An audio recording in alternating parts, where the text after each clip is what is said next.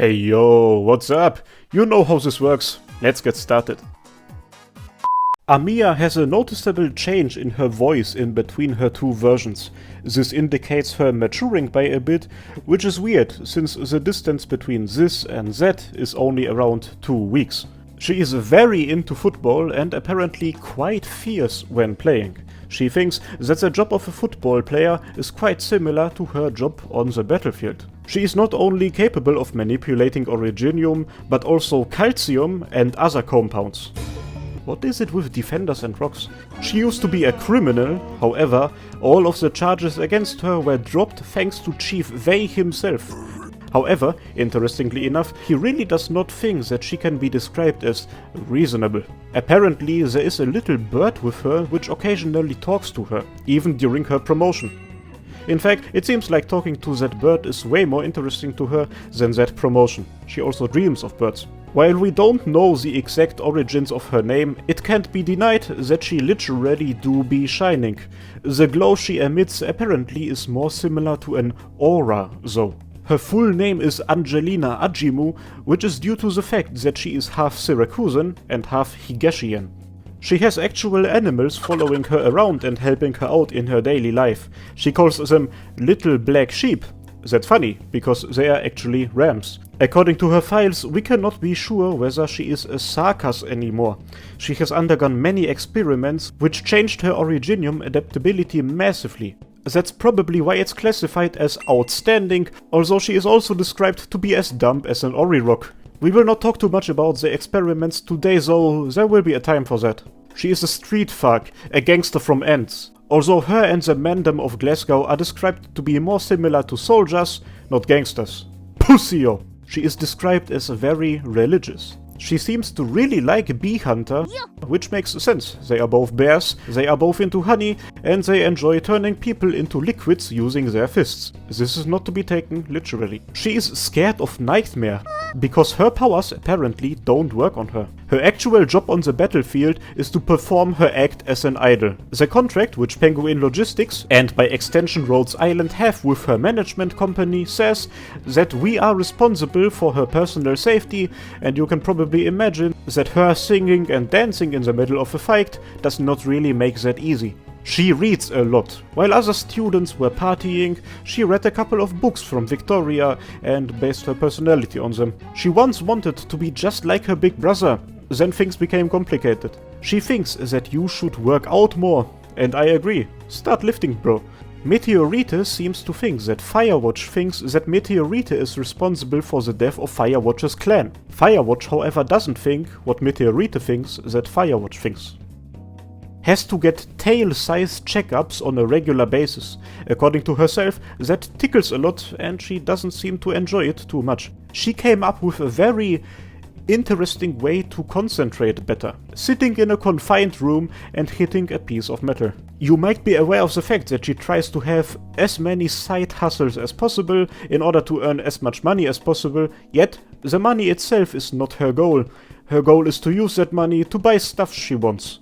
That's why there's at least a couple of instances of her going broke from buying stupid stuff. She is not only an SP battery, she is a literal battery, as she powers the flash abilities of her shield with her own art. It is said that her shield can be described as an enlarged staff. Who knew that she would be that much into flashing? Calcit rewards her by calling her a good girl. Some people were confused about the change in the infection status of Nearl between her two variations. Basically, she never really was infected. It's a lie, apparently fabricated by her own grandfather in order to get her sent into an exile. This might seem weird to you, but his reasoning was that getting somebody as pure and as good-hearted as her away from the evil and dangerous system of Kazimierz would protect her. By the way, if you haven't yet, go ahead and read the Kazimierz events, they are a phenomenal storyline. She has tasted the blood of many different species and races and really enjoys the differences in how they taste. She's quite interested in what you taste like as well.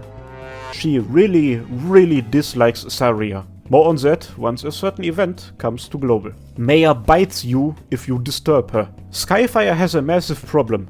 When she really uses her arts, she generates a lot of heat, So much in fact that everything on her person is destroyed, including her clothes. Rhodes Island is actively trying to work on some stuff to withstand the heat. She apparently is very warm and heartfelt, although it might not seem that way. She threatened and blackmailed the medical staff so that they change the data about her chest size. She is always the first one to buy the latest issue of fashion magazines coming to Rhodes Island. During a Christmas gift exchange, which she was signed up for, she got the person she was assigned to, namely Suzerain, a music box as a gift. You might be aware of the fact that Lappland has a really interesting personality, however even her files tell you to be careful around her because of how gaga she is. Madness can never be healed. Indra and somebody called Morgan were the ones to lead the Glasgow gang until a certain Saberface came along and gave Indra the first defeat in her life. We know that she is a specialist in dealing with biohazard threats and stuff, but she's also a cleaning freak outside of work, talking about how people need to clean up their rooms. She is, or well, used to be a part of the Texas Clan, a big and powerful criminal organization from Syracuse. She is really into reading. Not only novels or some normie shit, she reads a wide variety of stuff. Look at this. She might even read the subtitles of my videos. Are people even looking at these? Her narcolepsy is not the result of her being an owl, which would be quite goofy, I have to say. It's the result of her being extremely fatigued, because she just straight up has not been sleeping well for a very long time. That in return is the result of a chip being inside of her head. She has a list of operators likely to cause a fire at Rhodes Island. Guess who is on that one? She gives Eyjafjalla piano lessons. She does that because she thinks that this will help her to reintegrate into Lytanian society, as Eyjafjalla is infected. If people look at the stuff she draws, they get forced to fixate and start to feel anxiety, but also strong attraction to the artwork. Stuff like that is very creepy, especially when tentacles are involved. She really enjoys cooking the people around her. She sees you as a sibling and says that you won't get rid of her even if you tried. He is a really good cook. If you want a wholesome slice of life story of Matterhorn cooking and vibing with other operators, then check out this story. It's cute. Perfumer at some point started treating Nightmare and was able to contain her condition. They've been good friends ever since. I'm actually quite curious whether she is friends with Gloria or the actual Nightmare. It is heavily implied that it is Gaviel who bought to Mimi's summer outfit.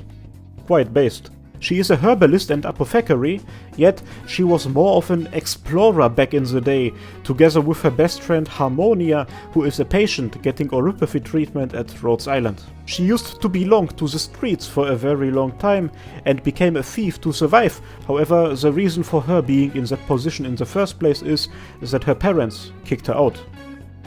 Her files say that she was born in Kazimierz, however, that's not true. She was born outside of Kazimierz, turned into a slave, and then shipped into Kazimierz at a very young age. She is a massive fan of Sora, but she is too scared to ask her for an autograph, that's why she asks you to get her one. She is scared of Gaviel. She learned how to use a weapon before she learned how to read.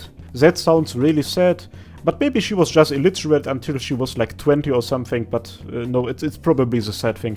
She wants to enter a Rhodes Island football tournament with you as a partner. She does not only have a military background, she was a high-ranking officer back in the day, and she still owns her uniform from back in the day.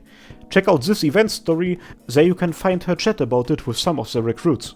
Her horns grow by a lot between her two artworks. Really makes you wonder how much time has passed between the two promotions. Her personality has been changed by the originium of her infection. Maybe that's the reason for her attitude? He owes his life to Silver Ash. Officially, she is here to protect you.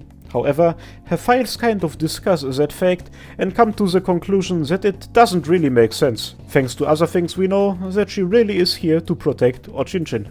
She has a roommate named Mina who works in the medical department. Meteor often helps her out with taking care of a little girl named Gianna who joined Rhodes Island after her family died when a sea link dropped on them. Go ahead and read Meteor's Paradox Simulation if you want some wholesome stuff.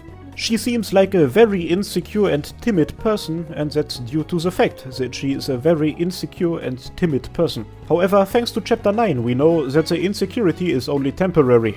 Be inspired. Think about her crystal ball, zodiac sign, I only date asparagus stuff, whatever you want, but she is capable of having cards float around. That's quite rad. She unironically meows sometimes while talking. No wonder she was thrown into a prison back in Victoria. Nya. She says that she always wanted a peaceful life. Well, Stuart is from Kujarak, but his staff is from Litania. We know that Stuart traveled through that country at some point in his life. During his time in med school, he sent his resume to a bunch of well-established medical companies, but he got rejected by all of them because he was too poor. Apart from 2 companies. One of those 2 was Rhodes Island, and that's why he is with us. The twin sister of Lava. The twin sister of Hibiscus. There seems to be some sort of misunderstanding between him and Melantha. She struggles to figure him out. He thinks that she is hiding something. That's bound to turn awkward at some point. Apparently, she chose the crossbow as her weapon because she's lazy. She draws on your face when you fall asleep in your office. Still, she doesn't deserve what might happen to her. Melantha's best friend, although she gets told by her to shut up when you are sleeping. Because of her parents' job, she has been into aromatherapy for a long time. Yet, I don't know whether Melantha is involved with Perfumer and her whole gardening stuff in any way. She requested to be your own personal bodyguard. She has a pet slug called Kuro, and she is very protective of it, as can be seen when a random Rhodes Island fella wants to feed it obsidian in order to see whether Kuro would turn into a second Pompeii. Which would have been pretty stupid and unnecessary since we could just place Aya on Kuro and call it a day. She cares a lot about the people close to her. We can see how she reacts when the operators she is leading are getting hurt, by blaming herself and apologizing. His best friend is an operator called Owl. Owl has no other friends. Insanely fast eater, consuming food in a very short amount of time. Apparently did very well in a speed eating contest with Noir Corne. This man used to be known as the Scimitar of the Bloody Valley, as he once was an actual ranger in Sargon. Back then he used a scimitar as a weapon, something which you can see him do in the story of Originium Dust. That's pretty cool. It seems like he actually takes off his mask every now and then, sadly exactly when you are taking a nap. Her files say that her mask is her only outstanding feature. That's not only sad, it's also quite rude to say that, not gonna lie. Although he always says that he is a strong, sturdy killing machine, he also tells you not to strike him, as that would damage him. Although I don't know why you would ever punch something that adorable to begin with. Some of the stuff she says seems to be kind of odd. That's because Closure has gone ahead and changed her personality to be more self-deprecating. I swear that has to be illegal. She makes an effort to annoy Orchid just so that she will get scolded because she knows that Orchid means well. I'm pretty sure there's a medical term for that sort of behavior. He became a host at the host club because he wants to make people smile. You know what? I'm also gonna open up an OnlyFans account in order to make people smile. She loves fish, honey, and beating up people. Her staff has healing powers that work through hypnosis. If you look into it for too long, you will fall asleep and not wake up on your own. Somebody has to wake you up.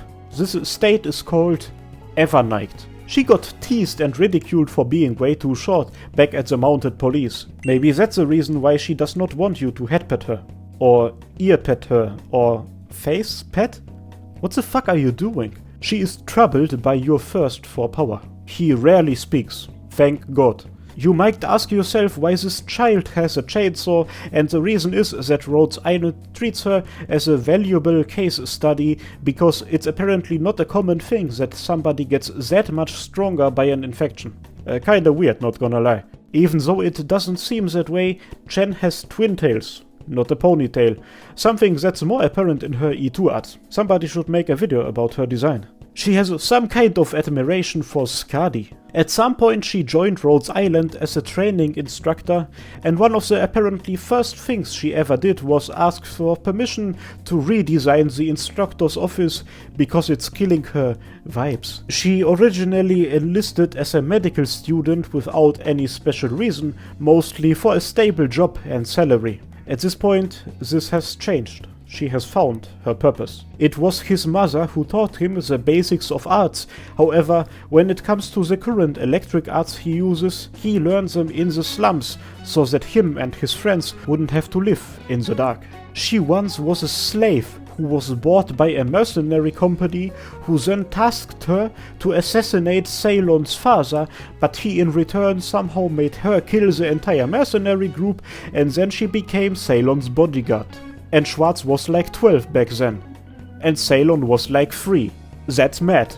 She works as a philology consultant for Rhodes Island, and I personally think that that's one of the by far most interesting positions, which I have ever heard of. It's fucking cool.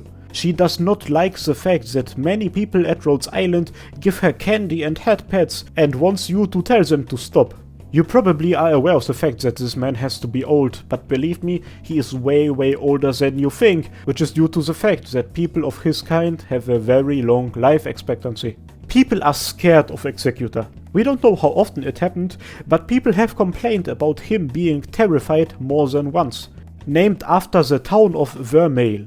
Not because she's from there, but because of her coat, which is from Vermeil. She seems to have a close relation with Emperor, of which a couple of people are jealous. Most likely because of some business relations, but maybe there was a bit more between them back before this man's music career blew up. She was discharged from military service because she assaulted an officer. Apparently this officer wanted to send her and her squad of young soldiers on a suicide mission. The ability to change colors, or practically turn invisible, is natural to some Savra. He uses art to be even better at it though. Rhodes Island has a couple of ideas on how exactly it works, but I think the way more interesting thing is that he gets very sleepy from excessively using it. She is from Tyrone County in Victoria, the area where Heidi is from and where parts of the A Walk in the Dust story happened. Flamebringer loves killing people. This might make him seem very bloodthirsty, however it's just that the process of ending a person's life gives him joy and makes him smile. It's very wholesome. And we are done for this part. Make sure to subscribe for the second part and many other videos that will come out in between. And while you're already here, check out the original fact video and check whether I might have repeated myself or not with some operators, or go to the playlist with all my Arknights videos for even more content to watch. In the meantime, I'm gonna go ahead and thank my wonderful channel members, especially Ankoku, Azriel, Carousel Eva, Chris, Daniel Henriquez, Demoboy125, Erwin Heckler, Eisel, Jimshot First, Longo, Neo, Vritten, and Zephyrinix. Thanks a lot for your support, guys, and to you, thanks for watching, and I hope that I will see you next time. Cheers!